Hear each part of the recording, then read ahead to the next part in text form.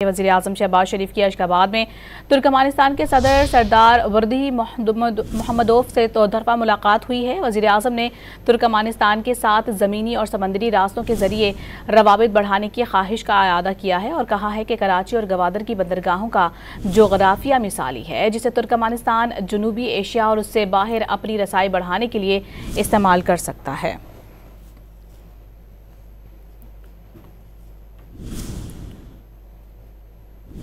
वज़ीर आज़म शहबाज शरीफ की अशगाबाद में तुर्कमानिस्तान के सदर सरदार वर्दी मोहम्मदोव से तरफा मुलाकात हुई है। वज़ीर आज़म ने तुर्कमानिस्तान के साथ ज़मीनी और समंदरी रास्तों के ज़रिए रवाबित बढ़ाने की ख्वाहिश का आयादा किया है और कहा है कि कराची और गवादर की बंदरगाहों का जोग्राफिया मिसाली है, जिसे तुर्कमानिस्तान जनूबी एशिया और उससे बाहर अपनी रसाई बढ़ाने के लिए इस्तेमाल कर सकता है।